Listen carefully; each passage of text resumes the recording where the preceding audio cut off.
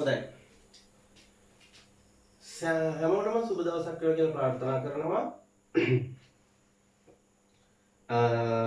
අද අපිට කරන්න තියෙන්නේ තාප රසායනය කියන පාඩමේ තවත් එක් අනුමාතෘකාවක්. හරි. අපි මේක තාප භෞතිකය කියන පාඩමෙත් අපි කතා කරනවා. තාප භෞතිකය කියන පාඩමෙත් අපි මේක කතා කරනවා. අනිවාර්යයෙන්ම කතා කරනවා. හරි. එතකොට තාප භෞතිකය පාඩමේ මේ කොටස කතා කරාට අපි අද කතා කරන කොටස රසායන විද්‍යාව පැත්තට පොඩ්ඩක් බල කරලා තමයි කතා කරන්නේ. හොඳයි. ඉතින් අද මාතෘකාව තමයි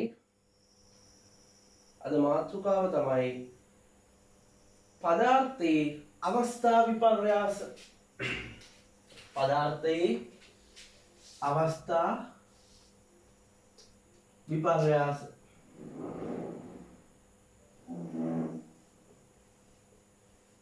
පදාර්ථයේ අවස්ථා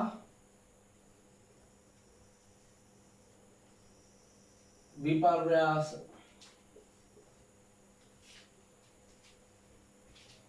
හරි. පදාර්ථයේ අවස්ථා විපර්යාස. හොඳයි. ඔයාලට මම මේ ගැන පැහැදිලි කිරීමක් කරන්න. හරි. දැන් මෙහෙමයි. ඔයාලා දන්නවා පදාර්ථයේ ප්‍රධාන අවස්ථා තුනක් තියෙනවා. එකක් ඝන, අනිත් එක ද්‍රව, අනිත් එක වායු. ඝන, ද්‍රව, වායු. එතකොට මේ බලන්න මම මෙතන පොඩි සලකුණක් දාන්න. සලකුණක්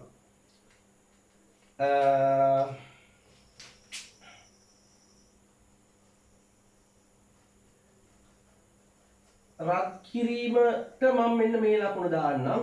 රත් කිරීමට මම මේ ලකුණ දාන්නම්. සිසිල් කිරීමට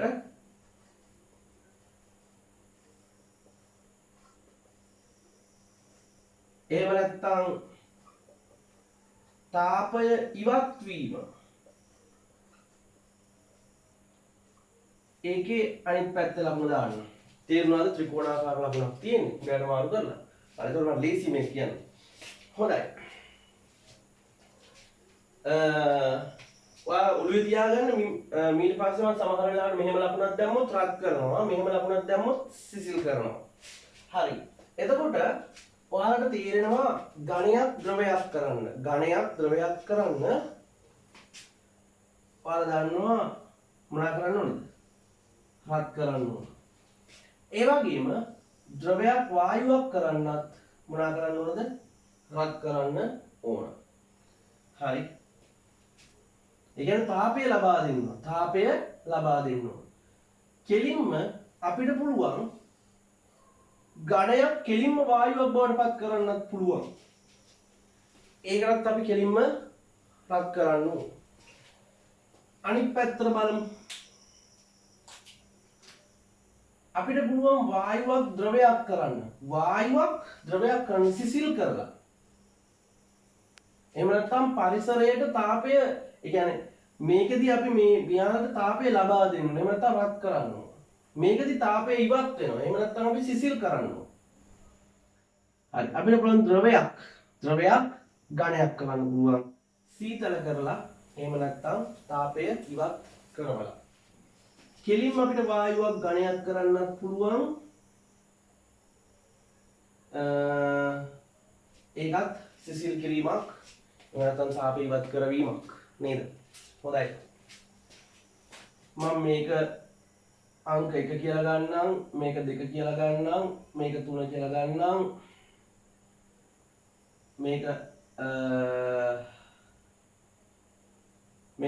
කියලා ගන්නම්, මේක 5 කියලා ගන්නම්, මේක 6 කියලා ගන්නම්. හරි. එතකොට ඔයාලට තේරෙනවා මේ මොකද්ද කියන්නේ කියලා. හරි. එතකොට පදාර්ථයේ ප්‍රධාන අවස්ථා තුනයි ඝන, ද්‍රව, වායු. ඝන, ද්‍රව, වායු. එතකොට අපිට පුළුවන් ඝනයක් ද්‍රවයක් කරන්න, ද්‍රවයක් වායුවක් කරන්න, ඝනයක් කෙලින්ම වායුවක් බවට පත් කරන්න තාපය ලබා දෙන්න ඕන. එහෙම නැත්නම් අපිට පුළුවන් වායුවක් ද්‍රවයක් කරන්න, ද්‍රවයක් ඝනයක් කරන්න, එහෙම නැත්නම් කෙලින්ම වායුවක් ඝනයක් බවට පත් කරන්න. ඒත් අපි තාපය ඉවත් කරන්න ඕන. තාපය මොනා කරන්න ඕනද? ඉවත් කරන්න ඕන. ඉතින් මොන්ඩිසෝරි විදිහට පැහැදිලි කරොත් තාපය ඉවත් කරනවා කියලා කියන්නේ ඇත්තටම හොදලා ගන්න. ඇල් වතුර ටිකක් කරන් අයිස් කැටයක් කරනවා කියන්නේ ඇල් වතුරේ තියෙන තාපය මොනා කරවන්න ඕනද? ඉවත් කරවන්න. ඒ ඇතුලේ තියෙන තාපය පරිසරයට ඉවත් කරනවා කියන එක සීතල කරනවා කියන කතන්දරේ. හරි. හොඳයි. එතකොට අවස්ථා විපර්යාසයක් කියලා කියන්නේ පදාර්ථයේ මේ අවස්ථා තුනෙන් එක් අවස්ථාවක ඉඳන් තවත් අවස්ථාවකට පත් වෙනකොට අපි නමක් කියනවා පදාර්ථයේ අවස්ථා විපර්යාසයක් කියලා. පදාර්ථයේ අවස්ථා තුනෙන් එක් අවස්ථාවක සිට තවත් අවස්ථාවකට පත්වීමේ ක්‍රියාවලියට අපි කියනවා අවස්ථා විපර්යාසයක් කියලා. එහිදී තාපය ඉවත් වෙන්නත් පුළුවන්, තාපය ලබා ගන්නත් පුළුවන්. හොඳයි. එහෙනම් highlight කරගන්න ටියුට් එකේ පදාර්ථ අවස්ථා විපර්යාස කියන අනුමාතෘකාව යටතේ ස්කන්ධයක් සහිත අවකාශයේ ඉඩක් ගන්නා පදාර්ථය ඝන ද්‍රව සහ වායු ලෙස අවස්ථා තුනකි ඒක highlight කරන්න එපා.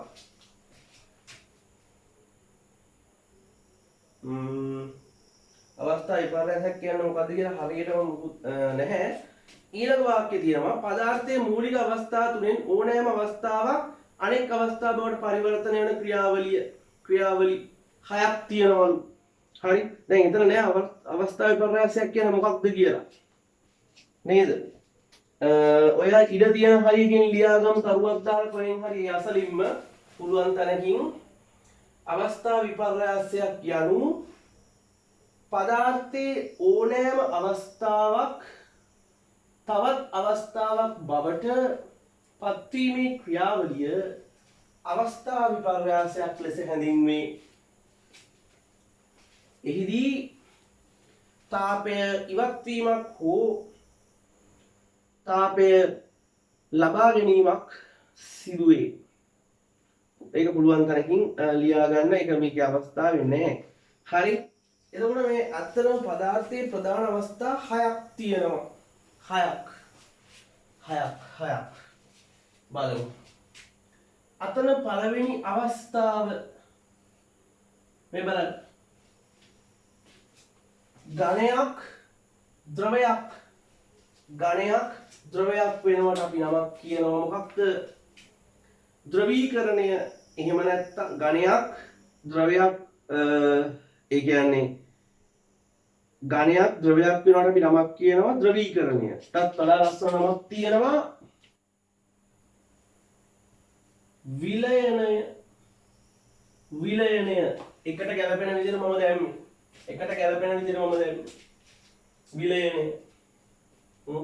විලයනය. එතකොට අංක 2 විලය හරි. ඒකද ඝනයක් ද්‍රවයක් වෙනවට මොකද්ද කියන්නේ? විලයනය. තාපේ මොනවා වීමක්ද සිදු වෙන්නේ? තාපේ උරා ගැනීමක් නේ. රත් කරන්න බෑ. එයා තාපේ ලබා ගන්නවා. මම ඉස්සරහින් ඒ ලකුණක් කොහොම දාන්නම්. මෙන්න මෙතන තාපය උරා ගැනීමනේ. තාපය උරා ගැනීම හරි. රත් කරනවා කියලා කියන්නේ ඒ අදාළ කෙනා තාපය උරා ගන්නවා කියන එක. සිසිල් කරනවා කියන්නේ ඒ අදාළ කරන කෙනා ඒ ද්‍රව්‍ය විසින් එයා තුල තියෙන තාපය මොනවා කරනවා කියන එක. ඉවත් කරනවා කියන එක. හොඳයි. එක පළවෙනි එක විලයනය. ඝනයක් ද්‍රවයක් වෙනකොට මොකද්ද කියන්නේ? විලයනය. හරි. එතකොට එහිදී තාපය උරා ගැනීමක් සිද්ධ වෙනවා. එහෙම නැත්නම් රත් කරන්න ඕනේ. එතකොට දෙක ද්‍රවයක් වායුවක් වෙනවනේ මොකද්ද කියන්නේ? ද්‍රවයක් වායුවක්. ද්‍රවයක් වායුවක් වෙනට අපි කියනවා වාෂ්පීකරණය.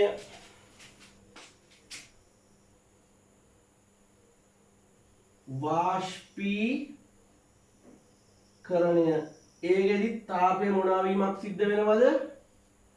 ඉවත් වීමක් මේ උරා ගැනීමක් සිද්ධ වෙනවා. තාපය උරා ගැනීමක් සිද්ධ වෙනවා. තාපය උරා ගැනීමක් සිද්ධ වෙනවා. හොඳයි. ඊළඟට ඝනයක් කෙලින්ම වායුවක් බවට පත් වෙනවා. කෙලින්ම චුත කරනවා. ඝන තත්ත්වයේ ඉන්න කෙනෙක්ව එකපාරම වායුවක් බවට පත් කරනවා. ඌර්ධ්ව පාතනය.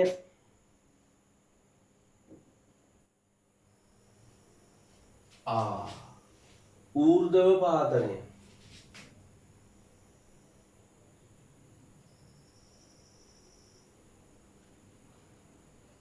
හරිනේ. හොඳයි. ඔය තියෙන තාපය උරා ගන්නා එහෙම නැත්නම් අපි ලක් කරන්න ඕන අවස්ථා විපර්යාස තුන. විලයනය ඝනයක් ද්‍රවයක් වෙනවට අපි කියනවා වාෂ්පීකරණය ද්‍රවයක් වායුවක් වෙනවට. එතකොට ඌර්ධව පාතනය කියන්නේ ඝනයක් කෙලිම වායුවක් බවට පත් වෙන එක. හොඳයි. හතරවෙනි එක ඔගේ රිවර්ස් එක. වායුවක් ද්‍රවයක් වායු ද්‍රව වෙනවට අපි නමක් කියනවා ඝනීභවණය. ඒ වචන මුදට මතක තියෙන්න ඕන නැත්නම් අමාරුයි. ඝනීභවණය.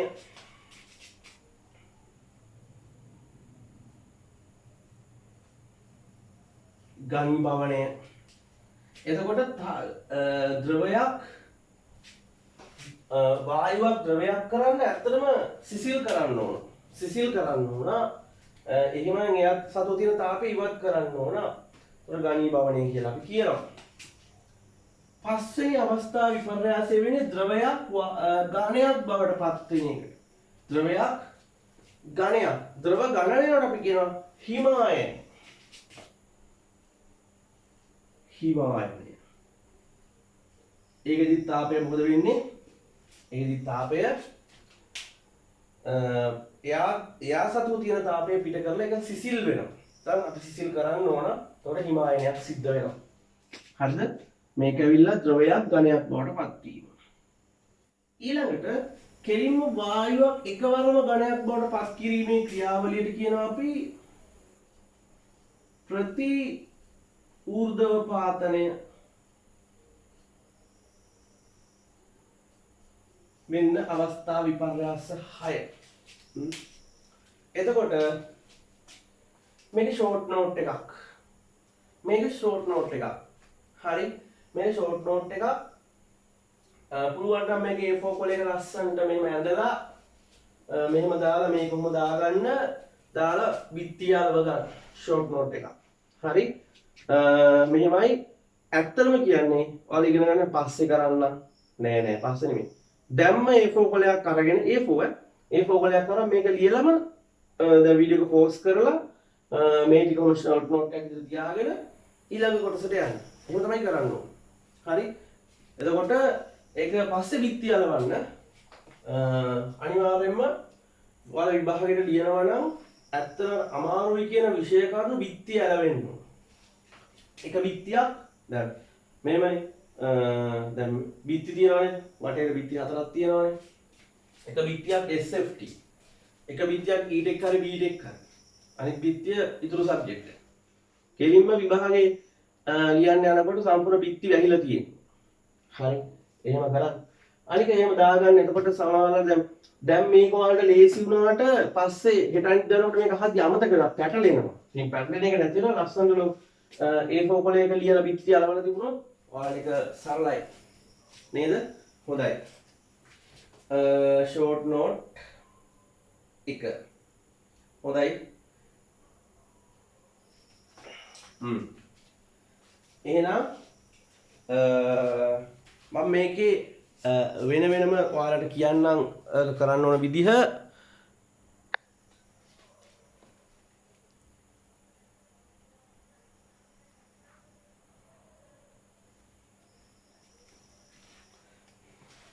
හොඳයි. දැන් ඒක හරිනේ.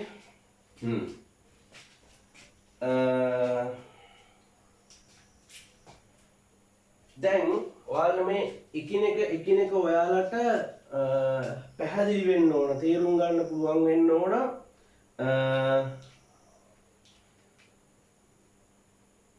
තේරුම් ගන්න පුළුවන් වෙන්න ඕන මොනවාද? එතකොට ඔයාලට ලේසි මේක ගොඩ දාගන්න. හරි? මේක ලේසි ඔයාලට ගොඩ දාගන්න. ඇත්තට මෙහෙමයි මට ඔයාලට කියන්න තියෙන්නේ දැන්ට මේ වීඩියෝ එක කරන වර්තමානයේ මේ මොහොත වෙනකොට මම ඇත්තටම දැන් මගේම කියලා නෝට් වලට මම හදලා තියෙනවා ත්‍රිකෝණමිතියටයි පයිතගොරස් වලටයි හදලා තියෙනවා. හරි? ත්‍රිකෝණමිතියයි පයිතගොරස් වලටයි හදලා තියෙනවා. ඊට පස්සේ විද්‍යුතය හා චුම්බක ක්ෂේත්‍ර වලට හදලා තියෙනවා.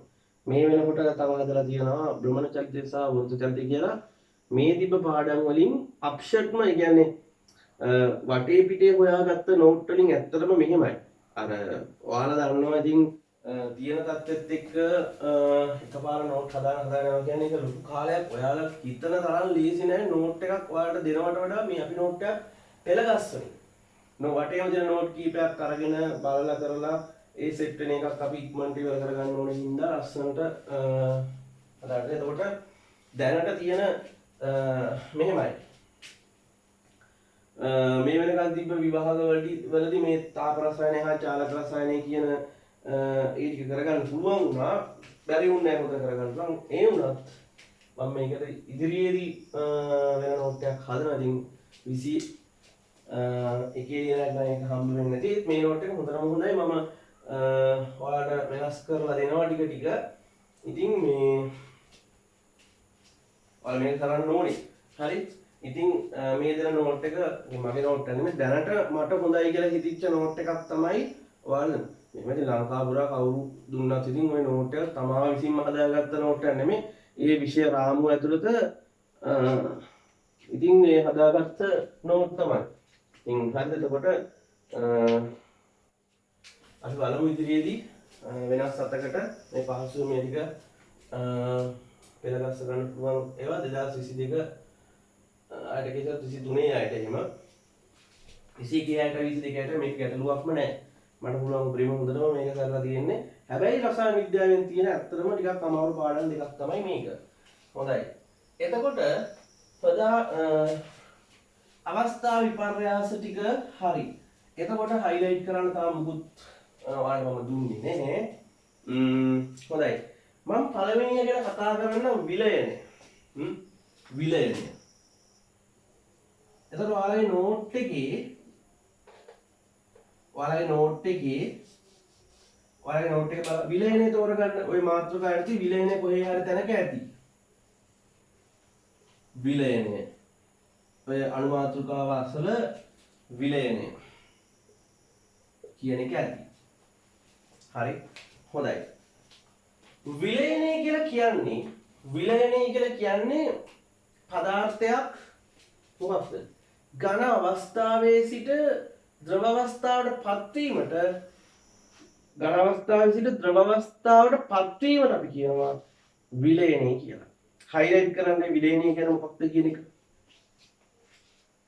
ඔය අණු මාතෘකාවේ විලයනය කියන තැන චුට්ටක් හොයාගන්න. චුට්ටක් පල්ලෙහාට වෙන්න තියෙනවා.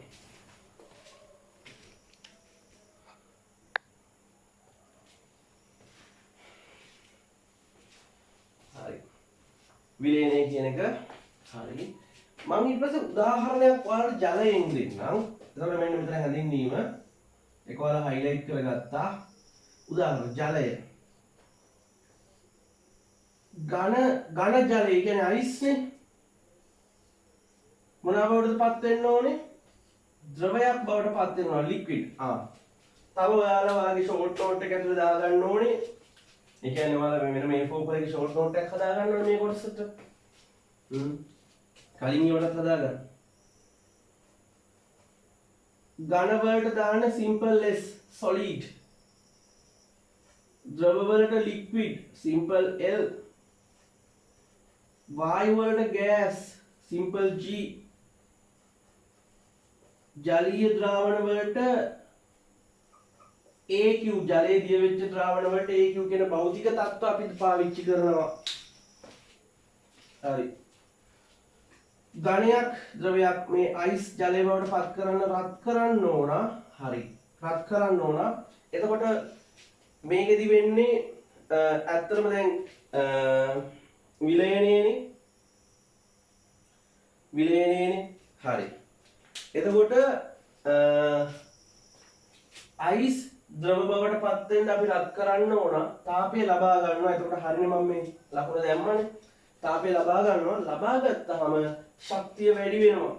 මෙයාගේ ඇතුලේ තියෙන ශක්තිය කියන්නේ අයිස් වලට වඩා මෙයා තුල පවතින ශක්තිය වැඩි. ඇයි තාපය ලබා ගන්න ඕනේ. එතකොට මෙතනදී තාපය ලබා ගත්තාම දැන් තාපය උරා ගන්නවා කියන්නේ තාප අවශෝෂකයි. තාප අවශෝෂකයි මට කියන්න පුළුවන් ඩෙල්ටා H මොකක් කියලාද? ඩෙල්ටා H ධන. තාප විපර්යාසය මොකද්ද? ධන. තාප විපර්යාසය ධන. හරිද? තාප අවශෝෂක නම් අපි ඩෙල්ටා H ධන කියලා තමයි සලකන්නේ. හරි? හොඳයි. ඊළඟට හොයාගන්න උතනින් වාෂ්පීකරණය කියන කෙනා විලයනයෙන් පස්සේ හොයාගන්න වාෂ්පීකරණය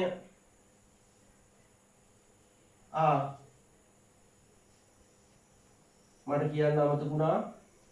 දැන් විලයනය කියන එකේ මෙන්න මේ සමීකරණය ඇති ඒක හයිලයිට් කරගන්න ඩෙල්ටා H ධන කියලා තියෙනවා. ඒක දාගන්න නැත්නම් දාගන්න මේ ලකුණක් දාගන්න. ඒතකොට ලේසි ඔයාලට. හරි. හරි. ඊළඟට දැන් අපි යනවා වාෂ්පීකරණයට. හරි. වාෂ්පීකරණය කියන මාතෘකාව තෝරගන්න. වාෂ්පීකරණය කියලා කියන්නේ එතකොට මෙන්න මේක හරි. වාෂ්පීකරණය කියලා කියන්නේ ද්‍රවයක් වායුවක්. ඒ කියන්නේ ද්‍රව අවස්ථාවේ පවතින ද්‍රව්‍යයක් වායු අවස්ථාවට පත්වීමේ ක්‍රියාවලියට අපි කියන්නේ මොකද්ද? වාෂ්පීකරණය. එතකොට වාෂ්පීකරණය කියලා කියනවා එතකොට හයිලයිට් කරන්න ඒ වාෂ්පීකරණය කියන්නේ මොකක්ද කියලා එතන ඇති. හොඳයි. උදාහරණයක් ඔන්න ද්‍රව අවස්ථාවේ ඉන්න කෙනෙක් වායු අවස්ථාවට පත් වෙනකොට තාපය ලබා ගන්න කියන තාප අවශෝෂකයි. මේ තාපය උරා ගන්නවානේ. මෙයාට වඩා මෙයාගේ ශක්තිය වැඩි නේ. තාපය උරා ගන්නවානේ. එතකොට තාප අවශෝෂක වලට අපි කියන්නේ ඩෙල්ටා H ධන. ඩෙල්ටා H කියලා කියන්නේ තාප විපර්යාසය. ඩෙල්ටා H කියලා කියන්නේ මොකද්ද? තාප විපර්යාසය. හරි. එතකොට වාෂ්පීකරණය කියන එකත් හරි. ඊළඟට මෙන්න මේ ටික දාගන්න හයිලයිට් කරගන්න දාගන්න නැත්තම් ඊළඟට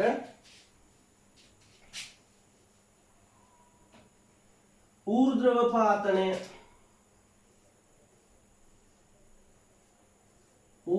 පාතනය මොකද්ද ඌර්ධ්‍රව පාතනය කියලා කියන්නේ? කෙලින්ම ඝනයක් වායුවක් බවට පත්වීමේ ක්‍රියාවලියට අපි කියනවා ඌර්ධ්‍රව පාතනය කියලා. හයිලයිට් කරගන්න ඌර්ධ්‍රව පාතනය කියන තැන හොයාගෙන ඌර්ධ්‍රව පාතනය කියන්නේ මොකක්ද කියන එක. උදාහරණ මෙතන කෙලින්ම ඝනයක් තියෙනවා මෙතන වායුවක් නේ. ඝන අවස්ථාවේ සිට වායු අවස්ථාවට එකවරම පත්වීම නේද? මෙහෙම තාපය ලබා දෙන්න ඕන. ඉතින් තාපය උරා ගන්නවා. ඒ කියන්නේ ඩෙල්ටා H ධන තාප අවශෝෂකයි. හොඳයි. එහෙනම් තාප අවශෝෂක තුන හරි. මෙන්න තාප අවශෝෂක තුන හරි. තාප අවශෝෂක. එහෙනම් ඉතින් මේ ඇවිල්ලා එහෙනම් තාපදායක වෙන්න ඇතිනේ. බලමු තාපදායකද කියලා. එහෙනම් හොයාගන්න අපේ හතරවෙනි කෙනා ඝනීභවණය.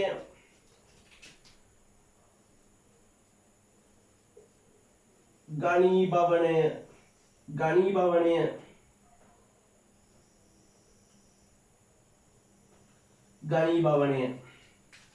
හොඳයි. ඝනීභවණය කියලා කියන්නේ වායු අවස්ථාවේ පවතින කෙනෙක් ද්‍රව අවස්ථාව බවට පත් වීමට අපි කියනවා ඝනීභවණය කියලා. ඝනීභවණය. එතකොට වායුවක් ද්‍රවයක් කරන්න එයාව සිසිල් කරන්න ඕන. සිසිල් කරනවා කියන්නේ එයා තුළ පවතින තාප ශක්තිය පිට වෙනවා කියන එක. ඒ කියන්නේ මෙයා තුළ තියෙන තාප ශක්තිය පිට වුණාම මෙයාට වඩා මෙයාගේ ශක්තිය අඩුයි. ඒ වගේම මේක තාපදායකයි. මේ ඔව් තාපදායකයි. පරිසරයට තාපය පිට වෙනවා. පරිසරයට තාපය පිට වෙනවා. එතකොට තාපදායක ප්‍රතික්‍රියාවල ඩෙල්ටා H අගේ ඍණ කියලා අපි සලකනවා. ඍණ. හොඳයි. එහෙනම් මේක හරි. මේක හරිනේ.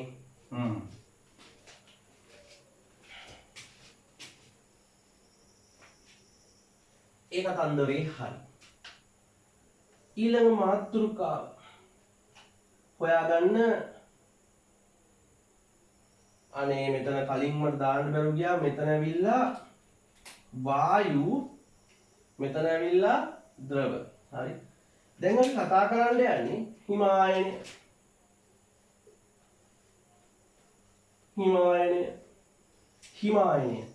හිමායනය කියන තැන හොයාගෙන ඒ හිමායනය කියන්නේ මොකද්ද කියලා හයිලයිට් කරන. හිමායනය කියලා කියන්නේ පදාර්ථයේ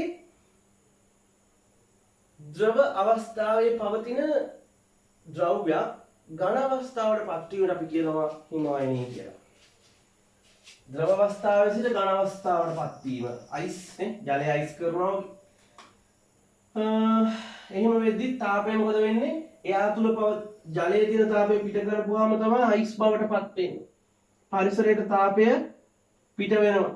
ඒ කියන්නේ තාපදායකයි. ඒ වගේම තාපය පිට කරනවා කියන තමයි මෙහෙම ලකුණක් දාන්නේ. එතන හිමායනයත් හරි. හිමායනයත් හරි. ඊළඟට ප්‍රතිඌර්ධව පාතනය හොයාගන්න. මේ කෑලි දාගන්න, නැත්තම් දාලා හයිලයිට් කරගන්න. ප්‍රතිඌර්ධව පාතනය. ප්‍රතිඌර්ධව පාතනය කියලා කියන්නේ මෙන්න මෙතන මට කලින් මේ මොකේද හිමායනයේදී වෙන්නේ ද්‍රවයක් ඝනයක් බවට පත් වීම. හරිද? දැන් එතකොට ප්‍රතිඌර්ධව පාතනයේදී වෙන්නේ කෙලින්ම වායුවක් ඝනයක් බවට පත් වෙනවා. කෙලින්ම වායුවක් ඝනයක් බවට පත් වෙනවා. වායුවක් ඝනයක් බවට පත් වෙනවා කියලා කියන්නේ මෙයා තුල පවතින තාපය ඉක්මනට පිට කරන්න ඕන. එතකොට ඝනයක් බවට පත් වෙනවා. පිට කරනවා කියන්නේ ඩෙල්ටා H ඍණ තාපදායකයි. එතකොට මෙතන තාපය පිට කරනවා කියන තමයි මේ ලකුණ දැම්මේ. එතකොට තාප අවශෝෂක වලට අපි දානවා ඩෙල්ටා H ධන, තාපදායක වලට අපි දානවා ඩෙල්ටා H ඍණ. ඔයාලගේ නෝට් එකට අමතරව ෂෝට් නෝට් එකට දාගන්න පුළුවන් ඕක. කිසි ගැටලුවක් නැහැ ෂෝට් නෝට් එකට. ඒක දාගන්න. හරි. ඕක තමයි සරල කතාව.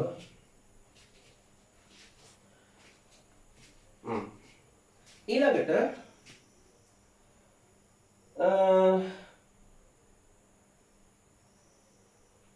දැන් ඇත්තටම ඔයාලට ප්‍රශ්නයක් වෙලා තියෙන්නේ දැන් මම එන මෙතන බොරුවක් වගේ එකක් කියලා දුන්නා. හේතුව තමයි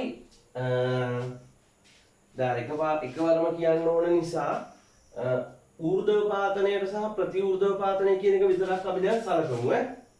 ඒක මම වෙනම ඔයාලට කියන්න හිටියේ මෙන්න මේ ඌර්ධව පාතනය සහ ප්‍රතිඌර්ධව පාතනය කියලා මම වෙනම සලකන්නම්. හේතුව මම යාලා ගැන වෙනම කියන්න හේතුව වෙනම කියන්නම් දැන්. එතකොට මෙහෙම එකක් තිබ්බේ නෑනේ. ජලය නෙමෙයිනේ ඉන්නේ. හරි.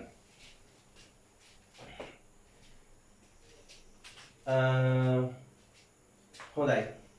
ඔයාලට දැන් මම ඌර්ධව පාතනය සහ ප්‍රතිඌර්ධව පාතනය වෙනම පැහැදිලි කරන්න යන්නේ. ඌර්ධව පාතනය කියද්දී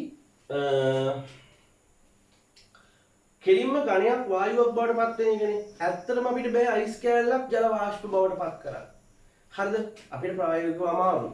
එතකොට අපිට පහසු කෙනෙක් ඉන්නවා. ඒ තමයි අයඩීන්. ඒ තමයි කවුද? අයඩීන්. අයඩීන්. අපිට පුළුවන් ඝන අයඩීන් වාෂ්ප බවට පත් කරන්න පුළුවන්. එතකොට ඌර්ධව පාතනයක්. ඒතර මොකද්ද? ඌර්ධ්වපාතනය. තව පහසු ප්‍රතික්‍රියාවක් තියෙනවා නැප්තලීන්. එහෙම නැත්නම් කපුරු. මේ නැප්තලීන් කියලා කියන කපුරු. ඝන තත්ත්වයේ පවතින නැප්තලීන් අපිට පුළුවන් වාෂ්ප කරන්න. කපුරු වාෂ්ප. හරි.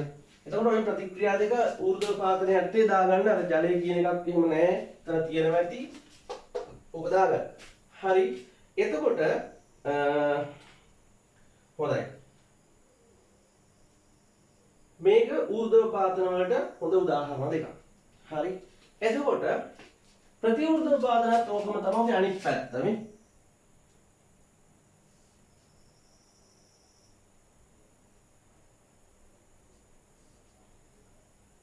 වායු අවස්ථාවේ පවතින අයඩීන් අපිට පුළුවන් ඝන අවස්ථාවට ගන්නත් වායු අවස්ථාවේ පවතින නැප්තලින් අපිට පුළුවන් එකවරම ඝන අවස්ථාවේ පවතින නැප්තලින් බවට පත් කර ගන්නත් පුළුවන්.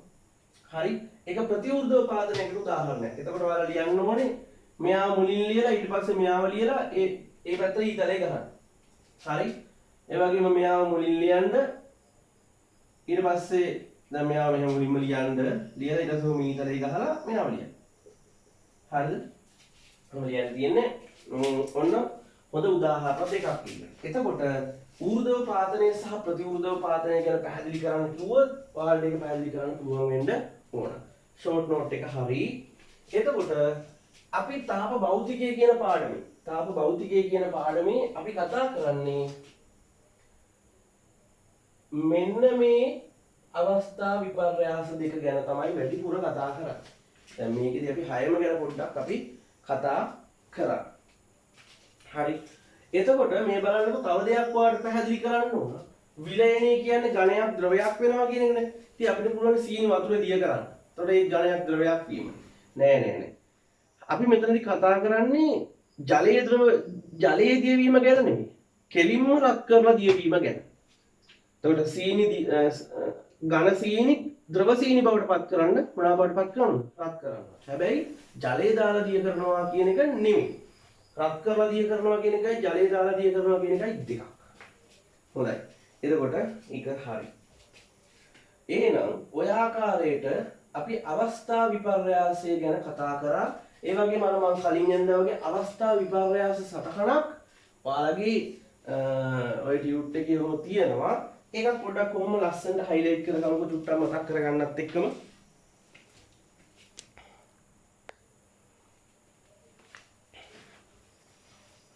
හොඳයි. අපි එහෙනම් කතා කරමු අලුත් අනුමාතෘකාවක් ගැන. අලුත් අනුමාතෘකාවක් ගැන. එහෙනම් මේ කොටස මකනවා මම අලුත් අනුමාතෘකාව.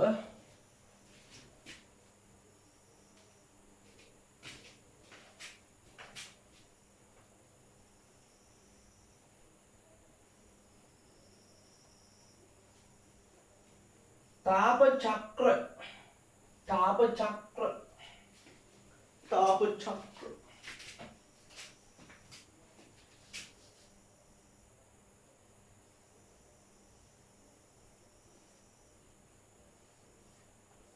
ताप चक्र මොකද්ද මේ තාප චක්‍රයක් කියලා කියන්නේ? තාප චක්‍රයක් කියලා කියන්නේ ඝණයක්. දැන් ඇත්තටම ඔයාලා දන්නවා ඝණයක් ඕන පැත්තකට වෙන්න පුළුවන් මෙහෙමනේ. මම ඒකයි ද්විධාකරණ ප්‍රතික්‍රියාවක් විදිහට දාන්න අර ඊතලේ දෙකට කපලා නේ දෙපැත්තට දාන්න දෙපැත්තටම වෙන්න පුළුවන් කියන හින්දා. හරි. මේ තියෙන මෙතන කෙලිම අවස්ථා විපර්යාස 6ම තියෙනවා. තේරුණාද? 6ම තියෙනවා. හරි. එතකොට තාප චක්‍රයක් කියලා කියන්නේ ඇත්තටම ඝණයක් ද්‍රවයක් වෙනකොට සහ ද්‍රවයක් වායුවක් වෙනකොට එහෙම නැත්නම් වායුවක් ද්‍රවයක් වෙනකොට ද්‍රවයක් ඝණයක් වෙනකොට එහෙම නැත්නම් ඝණයක් වායුවක් වෙනකොට එහෙමත් නැත්නම් වායුවක් ඝණයක් වෙනකොට ඒ ඕනම අවස්ථා විපර්යාසයක් සිදු වෙනකොට ඔයාලා දන්නවා තාපය ලබා ගන්නවා එහෙම නැත්නම් තාපය උරා ගන්නවා. තාපය ලබා ගන්නවා තාපය උරා ගන්නවා. තාපය ලබා ගන්නදී තාපය ලබා ගන්නකොට උෂ්ණත්වයේ ඉහළ යාමක් සිද්ධ වෙනවා. තාපය පිට කරනකොට උෂ්ණත්වයේ පහළ යාමක් සිද්ධ වෙනවා. එහෙනම් තාප චක්‍රයක් කියලා කියන්නේ සපයන තාපයට හෝ පිට කරන තාපයට අනුව උෂ්ණත්වයේ සිදුවන වෙනස් වීම. සපයන තාපයට හෝ පිට කරන තාපයට සපයන තාපයට හෝ පිට කරන තාපයට එරෙහිව උෂ්ණත්වයේ සිදුවන වෙනස් වීම. එහෙම නැත්නම් විචලනය දක්වන ප්‍රස්ථාරයට අපි කියනවා තාප චක්‍රයක් කියලා. හරි. එතකොට හයිලයිට් කරගන්න තාප චක්‍රය යටතේ මුලින්ම තියෙන පදාර්ථයේ මූලික අවස්ථා තුන ඝන ද්‍රව වායුවේ කියලා. ඊට පස්සේ තියෙන එක හයිලයිට් කරගන්න එක් සංයෝගයක ඝනයක් ද්‍රවය වායුව අවස්ථාවට පත්වන ආකාර තාප චක්‍ර මගින් හැදින්නේ දැක්වේ කියන එක හයිලයිට් කරගන්න. ඊට පස්සේ යම් ද්‍රවයකට සපයන තාප ප්‍රමාණයට එරෙහිව උෂ්ණත්වයේ සිදුවන වෙනස් වීම දක්වන ප්‍රස්ථාරය තාප චක්‍ර වේ කියන එක හයිලයිට් කරගන්න.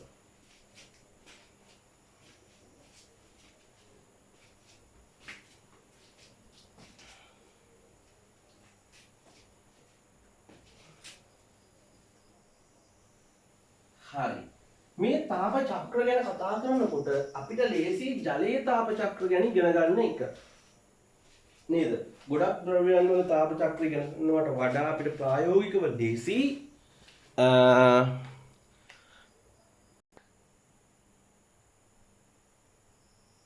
හොඳයි. අපි ජලයේ තාප චක්‍ර ගැන කතා කරන තමයි අපිට වඩාත්ම ලේසි වෙන්නේ. හොඳයි. ඉතින් අපි ඉස්සල්ලාම අනුමාත්‍රිකාව බලමු ආට හිස්තන් තියනවද කියලා. තාමම නැහැ. හොඳයි. අපි අයිස් වල කෙලින්ම බලමු අයිස් වල ද්‍රවීකරණය ගැන. මොනවද බලන්නේ? අයිස් වල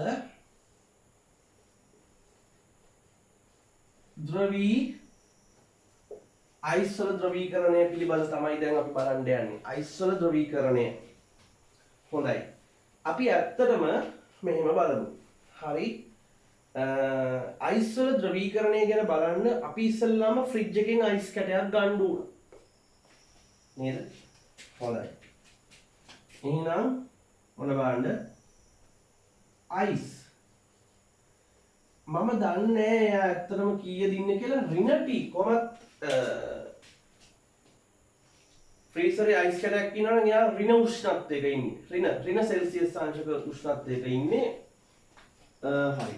අයිස් ඉස්සල්ලාම අපි ආයෙත් අයිස් බවට පත් කරන්න ඕන සෙල්සියස් කීයේ ඉන්නද? 0 අයිස් බවට පත් කරන්න ඕන. ඉස්සල්ලාම මොකද කරන්න ඕනේ? ඍණ T අවස්ථාවේ ඉන්න අයිස් කැට ඉස්සල්ලාම 0 අවස්ථාවේ අයිස් බවට පත් කරන්න ඕන. ඊට පස්සේ අපිට පුළුවන් 0 ජලය බවට පත් කරන්න. දැන් අයිස් කැට දැන් ඉන්නේ 0 උෂ්ණත්වයේ. දැන් යාට තවත් තාපය සපයනකොට දැන් මේ බලන්න ඍණ T අවස්ථාවේ ඉන්න අයිස් 0 අයිස් බවට පත් කරන තාපය උරා ගන්නවා. 0 අයිස් ජලය බවට පත් වෙන්නත් මොකද වෙන්නේ? තාපය උරා ගන්න. හැබැයි උෂ්ණත්ව වෙනසක් සිද්ධ වෙනවද? නැහැ. මෙතන අවස්ථා විපර්යාසයක් වෙලා තියෙනවා. උෂ්ණත්ව වෙනසක් නැහැ. දැන් මෙතන උෂ්ණත්ව වෙනසක් තියෙනවා. දැන් 0 ඉන්න ජලය ඒ සීතලයිනේ. ජලය බවට පත් වෙනවා සෙල්සියස් අංශක 25 කියන කාමර උෂ්ණත්වයේ ඉන්න ඇල් වතුර බවට පත් වෙනවා. ඕකනේ කතාව නේද? ඍණ T උෂ්ණත්වයේ ඉන්න අයිස් ඉස්සල්ලාම 0 අයිස් බවට පත් කරගන්නවා. එතකොට උෂ්ණත්ව වෙනසක් තියෙනවා. ඊට පස්සේ 0 අයිස් ජලය බවට පත් කරන්න උෂ්ණතාපය ලබා ගන්නවා. හැබැයි උෂ්ණත්ව වෙනසක් නැහැ. ඒ කියන්නේ මෙතන අවස්ථා විපර්යාසයක් තියෙන්නේ. ඒ කියන්නේ මෙතන තමයි විලයනය කියන එක සිද්ධ වෙන්නේ. ඒ වගේම 0 ඉන්න ජලය 25 ඉන්න ජලය බවට පත් කරනවා. එතනදිත් එයා තාපය උරා ගන්නවා. එතකොට අයිස් වල ද්‍රවීකරණය ගැටලුවක් නැහැ ඔයාලට. අයිස් වල ද්‍රවීකරණය ගැටලුවක් නැහැ. එතකොට හොඳයි. මං එහෙනම් මෙන්න මෙතන විලයනයේ විලයනයේ තාප චක්‍රය. විලයනයේ තාප චක්‍රය මම අඳිනවා.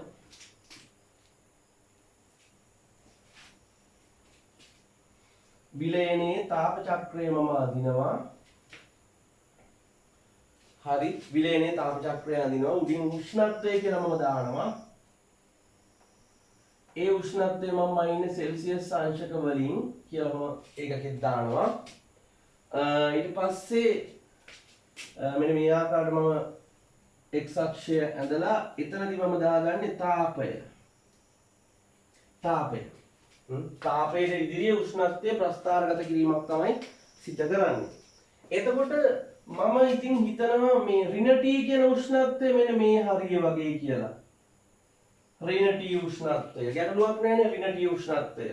මෙතනදී උෂ්ණත්වය 0යි මෙතනදී උෂ්ණත්වය 25යි කියලා මම සලකන්නම්. කොච්චරද 25යි කියලා ආසන්න වශයෙන් මම සලකනවා. එතකොට ඔයාලට ගැටලුවක් නැහැ. නේද? ගැටලුවක් නැහැ. හරි. දැන් බලන්න ඍණ t ඉඳන් දැන් මේ බලන්න මේ තාපය මේවට අගයන් තියෙනවා. මෙතනදී තාපයේ බිඳුව 1 2 3 ඔහොම තාපයේ අගය වැඩි වෙනවා. දැන් මේ බලන්න ඍණ t වල ඉන්න අයිස් බිඳුව අයිස් බවට පත් කරගන්න යම් කිසි තාපයක් පුරා ගන්නවා. ඍණ t ඉඳන් උෂ්ණත්වය බිඳුව දක්වා. එහෙනම් ඔන්න ප්‍රස්ථාරය අඳිනවා. ඍණ t ඉඳන් උෂ්ණත්වය බිඳුව දක්වා ඔන්න තාපය පුරා ගත්තා. හරිනේ? ආසන්න වශයෙන් අඳින්නේ යම් කිසි තාපයක් පුරාගෙන තියෙනවා. බිඳුව අයිස් බිඳුව ජලය බවට පත් කරන තාපයක් පුරාගත උෂ්ණත්ව වෙනසක් සිද්ධ වෙන්නේ නෑ. ඒ කියන්නේ මේ බිඳුව උෂ්ණත්වයේ වෙනසක් සිද්ධ වෙන්නේ මෙන්න මෙහෙමමයි යන්නේ මේ. මෙතනත් බිඳුවයි උෂ්ණත්වය මෙතනත් බිඳුවයි උෂ්ණත්වය. හරිනේ? ඊළඟට බිඳුවේ ඉන්න ජලය 25 ජලය බවට පත් වෙන උෂ්ණත්ව වෙනසක් තියෙනවා තාපයක් පුරා ගන්නවා. එහෙනම් මෙන්න. හරි? ඕන් ද්‍රවීකරණයේ මේ විලයනයේ මොකද්ද? විලයනයේ තාප චක්‍රය. මම මෙතනට A B C T. හරි. මට මේ මෙන්න බලන්න ලකුණු කරන විදිහ දැන් ඔන්න මම දැන් ඔයාලට කියනවා. ඔයාලා මෙතන දැන් ඔයාලා ඔතන දීලා නැත්තම් ලියා ගන්න දීලා කියනවා නම් හයිලයිට් කරගන්න. දැන් එතකොට තාප චක්‍රය වල මෙන්න මේක තමයි අඳින්න ඕනේ. ඊට එහා පැත්තේ මේ දීලා තියෙනවා ඒවා හයිලයිට් කරගන්න. ඒවා හයිලයිට් කරගන්න. A කියන්නේ කවුද? B කියන්නේ කවුද? C කියන්නේ කවුද? D කියන්නේ කවුද කියලා අහනවා. ඊට පස්සේ AB රේඛාවෙන් කියන්නේ මොකක්ද? BC රේඛාවෙන් කියන්නේ මොකක්ද? CD රේඛාවෙන් කියන්නේ මොකක්ද කියන එක ඔයාලට පැහැදිලි කරන්න පුළුවන් වෙන්න ඕන. හරි. හරි. A කියන්නේ ඍණ T උෂ්ණත්වයේ ඉන්න අයිස්. B කියන්නේ බිඳුවේ ඉන්න අයිස්. C කියන්නේ කවුද? බිඳුවේ ඉන්න ද්‍රව ජලය. ඒ වගේම D කියන්නේ 25 ඉන්න ද්‍රව ජලය. හරි නේද? හොඳයි. A කියන්නේ ඍණ T උෂ්ණත්වයේ ඉන්න අයිස්, B කියන්නේ බිඳුවේ ඉන්න අයිස්, C කියන්නේ බිඳුවේ ඉන්න ජලය, D කියන්නේ 25 ඉන්න ජලය. එතකොට A B රේඛාවෙන් කියන්නේ එතකොට මේක හරි. A B රේඛාවෙන් කියන්නේ ඍණ T වල ඍණ T උෂ්ණත්වයේ ඉන්න අයිස් බිඳුවේ අයිස් බවට පත් වීම. ඒ වගේම BC රේඛාවෙන් කියන්නේ බිඳුවේ අයිස් බිඳුවේ ද්‍රව ජලය බවට පත් වීම. එතන අවස්ථා විපර්යාසයක් තියෙන්නේ. CD වලින් කියන්නේ බිඳුවේ ඉන්න ද්‍රව ජලය කාමර උෂ්ණත්වයට පත් වීම. හරි. එහෙනම් ආන්ගේ ටික හයිලයිට් කරගන්න. එතකොට ඔයාලා මේ ප්‍රස්තාරය අඳින්න ඕන මේකට අදාළ ඒවා ටික හයිලයිට් කරගන්න ඕන. හරි. ඔබ දාගමු එහෙනම්. හරි සරල කතාවක් කිව්වේ. හරිම සරල කතාවක්. හොඳයි ෆෝස් කරලා ඔයාලා ඇඳගන්න. ෆෝස් කරලා ඇඳගන්න. ඊළඟට අපි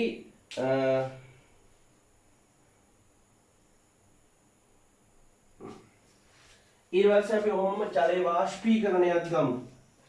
අයිස් වල ද්‍රවීකරණය ගැන කතා කරා. එහෙනම් මම ජලය වාෂ්ප කිරීම ගැන කල්පනා කරලා අඳින්න යන්න.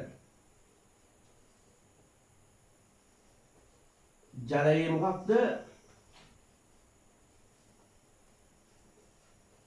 ජලයේ වාෂ්පීකරණය. ජලය මොකක්ද? වාෂ්පීකරණය. හොඳයි.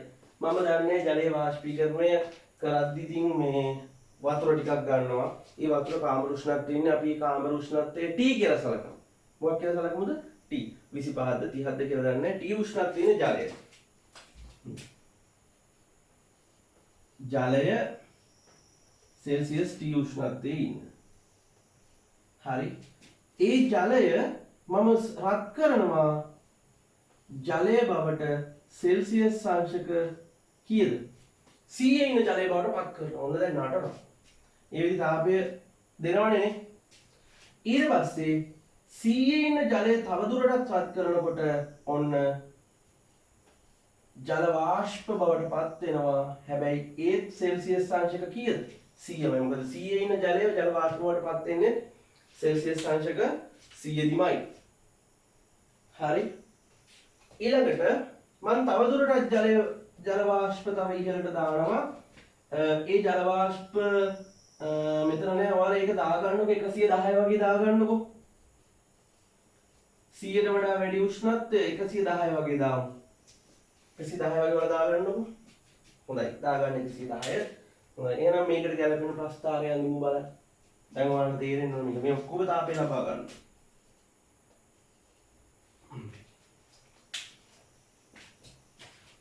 මේ වගේම ප්‍රස්ථාරය තර ඕනේ නැහැ. තාපය උෂ්ණත්වය සෙල්සියස් අංශක වලින් තියෙන්නේ. මෙතන බිඳුවනේ. හරි.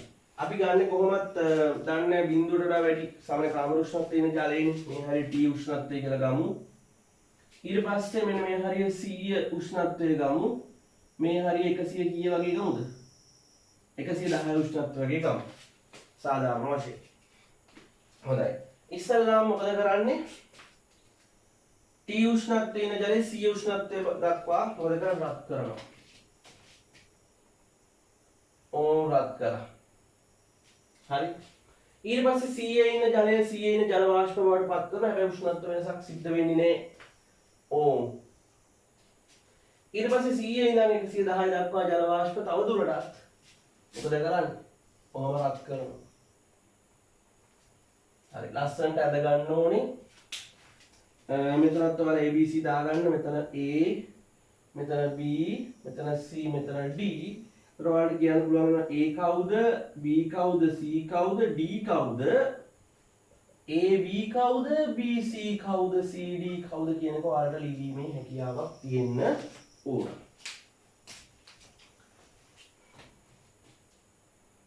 හරි.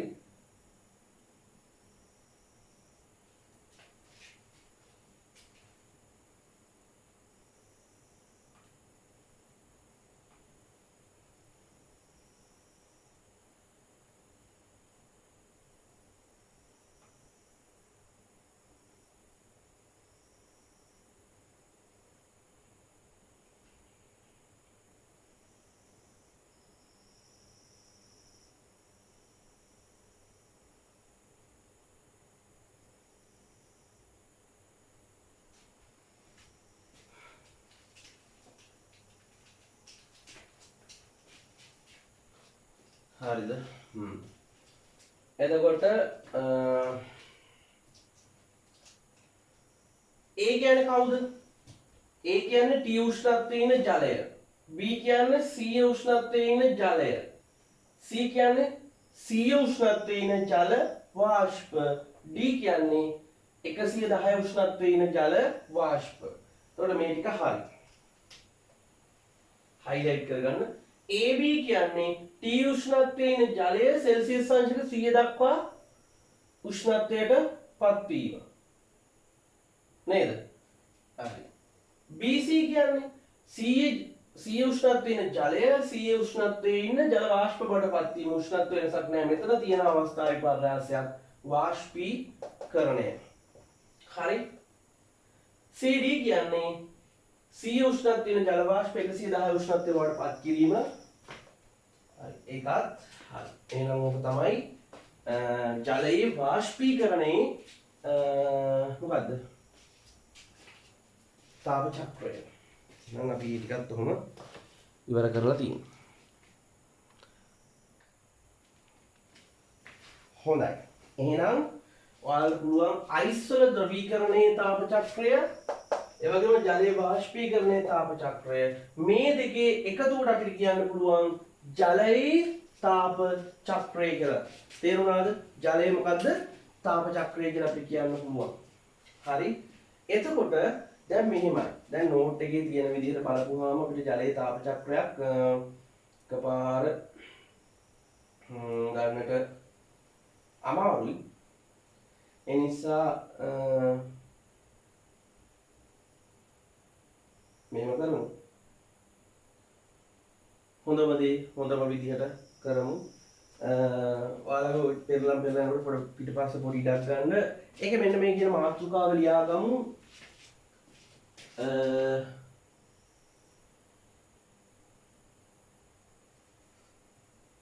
ජලයේ තාප චක්‍රය. ජලයේ මොන චක්‍රයේද? තාප චක්‍රය. එතකොට ජලයේ තාප චක්‍රය කතා කරනකොට මෙහෙමයි. අපි ගමු පොදු වගයක් ගමු. ඒ කියන්නේ පොදු ප්‍රස්ථාරයක් අපි අඳින්න යන්නේ. පොදු ප්‍රස්ථාරයක් ඒක අපි අඳ ගන්න ඕන. සම්පූර්ණ මේ දෙක එකට වාට අඳ ගැනීමේ හැකියාවක් තියෙන්න ඕන. හරි? ඒකට ඒක ඇත්තටම වැදගත්. එහෙම දාගන්න එක.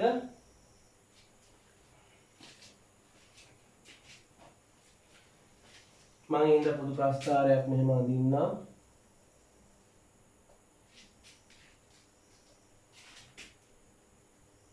තාපය උෂ්ණත්වය සෙල්සියස් අංශක වලින් තියෙන්නේ. හොඳයි. මේක මම එකට සම්බන්ධ කරන්න යන්නේ. මම මෙතන ඍණ T උෂ්ණත්වය කියන එක මම ඍණ 10 කියන උෂ්ණත්වය දාගන්නවා. එහෙනම් අයිස් කැටේ ඉන්නේ ඍණ 10යි. තේරුණාද? ඍණ 10 ඉන්න අයිස් අපි ඉස්සල්ලාම බිඳුවේ අයිස් බවට පත් කරන්න එපා. ඔන්න. ඒ බිඳුවේ අයිස් අපි ඊට පස්සේ බිඳුවේ ද්‍රව ජලය බවට පත් කරනවා. ඊට පස්සේ කාම උෂ්ණත්වයෙන් නතර වෙන්නේ කොහොමම සෙල්සියස් අංශ කීය ගන්නකම් අපි රත් කරන්න ඕනද? එතකොට මේක ඕනේ. තේරුණාද? මේක ඕනේ. හරි. මොකද කාම උෂ්ණත්වය හරහා තමයි C උෂ්ණත්වය දක්වා යන්නේ. එතකොට බිඳුවේ ඉන්න ජලය මම කෙලින්ම C ඉන්න ජලය බවට පත් කරනවා. ඒ අතරින් කාම උෂ්ණත්වයත් එයා බහු කරන්නේ. ඒක අවශ්‍ය නැහැ. ඊට පස්සේ බිඳුවේ C ඉන්න ජලය ජල වාෂ්ප බවට පත් කර ගන්නවා C ඉන්න. ඊට පස්සේ C ඉන්න ජලය 110 ජල වාෂ්ප බවට පත් කර ගන්නවා. හරිනේ. ඔන්න ඕක දාගන්න. ඔක දාගන්න. ඔක දාල වශයෙන් ගන්න. ඔක දාගන්න. ඊට පස්සේ මම මෙතන ලකුණු කරනවා මෙන්න මේ කියන ටික. මම මේ හරිය ඍණ 10 සලකුණු කරනවා, බිඳුව සලකුණු කරනවා, 100 සලකුණු කරනවා. දැක්කද? මම දල වශයෙන් උනත් ටිකක් ආසන වශයෙන් නිවැරදිව කියන තමයි දෙන්නේ. හරි. හදමු මෙන්න. ඍණ 10 ඉඳන් බිඳුවේ අයිස් බවට පත් කියන්නේ ඍණ 10 අයිස් බිඳුවේ අයිස් බවට පත් වෙන්න නම් මේ බලන්න. ඔන්න ඍණ 10 ඉඳන් බිඳුවේ අයිස් බවට පත් වුණා. හරි. දැන් බිඳුවේ අයිස් බිඳුවේ ජලය බවට පත් වෙනවා දැක්කද? මේ බලන්න. උෂ්ණත්ව වෙනසක් වෙන්නේ ඔන්න වුණා. ඊට පස්සේ බිඳුවේ ජලය 100 ජලය බවට පත් වෙනවා මෙන්න. මෙන්න 100 ජලය බවට පත් වුණා. ඊළඟට 100 ජලය 100 ජල වාෂ්ප බවට පත් වුණා. ඊළඟට 100 ජල වාෂ්ප 110 ජල වාෂ්ප බවට මොකද වෙන්නේ? ඔන්න පත් වුණා. මෙහෙම. දැක්කද? හොඳයි. දැන් මේ බලන්න ඍණ 10 අයිස්, බිඳුවේ අයිස්, බිඳුවේ ජලය, 100 ජලය 100 ජල වාෂ්ප 110 ජල වාෂ්ප. මේ රේඛාවෙන් කියන්නේ ඍණ 10 අයිස් බිඳුවේ අයිස් බවට පත්වීම. මේකෙදි කියන්නේ බිඳුවේ අයිස් බිඳුවේ ජලය බවට පත්වීම. මේකෙදි අපි කියන්නේ බිඳුවේ ජලය 100 ජලය බවට පත්වීම. මේකෙන් කියන්නේ බිඳුවේ 100 ජලය 100 ජල වාෂ්ප බවට පත්වීම. මේකෙන් කියන්නේ 100 ජල වාෂ්ප 110 ජල වාෂ්ප බවට පත්වීම. හරි.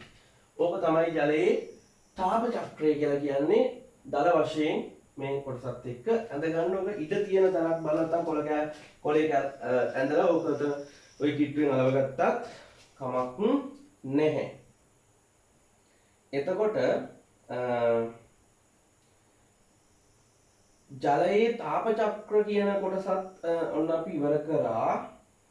ඒකේ එක් එක් අවස්ථාව අපි ඒකේ සටහන් කරන්න අවශ්‍ය නැහැ.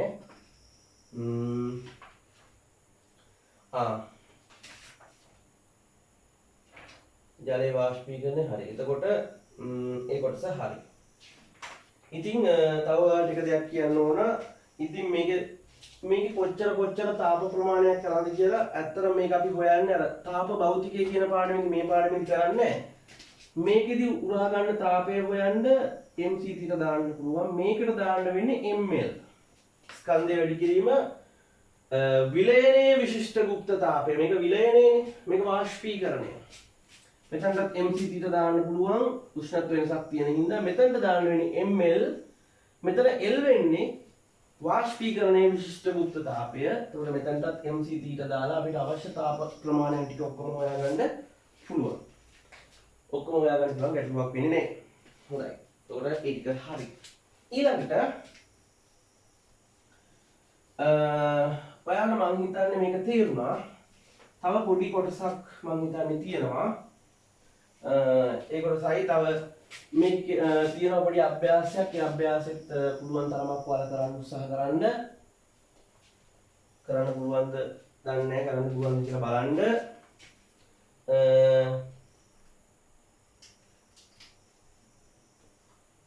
කරන්න පුළුවන්ද කියලා බලන්න. ඊට පස්සේ අපිට තියෙනවා අණුක මට්ටමේ විවරණයක් ගැන කතා කරන්න.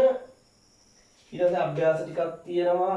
කෙටි ප්‍රශ්න 10ක් එක්ක. ඊට පස්සේ අපිට තියෙනවා ව්‍යුහගත ගැටලුවක්. ව්‍යුහගත ගැටලු දෙකක් විතර වගේ විසඳන්න තියෙනවා. මේ ටික කරා නම් හරි ඔයාලගේ අභ්‍යාස වලට මේ ටික කරා නම් ඇති. කෙටි ප්‍රශ්න 10යි. කෙටි ප්‍රශ්න 10යි. ව්‍යුහගත රචනා ප්‍රශ්නේ පළවෙනි එකයි දෙවෙනි එකයි කරා නම් ඇති. තුන ඕනේ නැහැ. ඒ ටික ඕනේ නැහැ. ඒ ටික අපි ඊළඟ දවසේ කතා කරමු. ඊළඟ දවසේ කතා කරමු. ඒ ප්‍රශ්නයක් නැහැ. එතකොට එහෙනම් ඒ ටික හරි.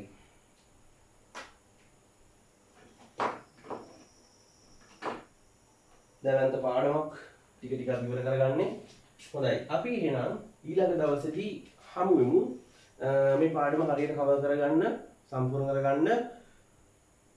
එක එක පාඩම් එනවා අමාරු ඒවා තියෙනවා, අමාරු නැති ඒවා තියෙනවා. එහෙම තියෙනවා. සාමාන්‍ය මට්ටමේ තියෙනවා. කොහොම හරි කමන්නේ කරගමු. අපි කොහොමයි මේකෙන් ගොඩ යන්න ඕන. විවිධ ඉතින් මම ගේම අතාරින්නේ කොහොම හරි ටික සම්පූර්ණ කරනවා. මේ හින්දා ඔයාලට අපිටම තියෙනවා හොඳට ඉස්සරහට ගන්නවා. එහෙනම් ඊළඟ දවසේ හමු. අයුවන්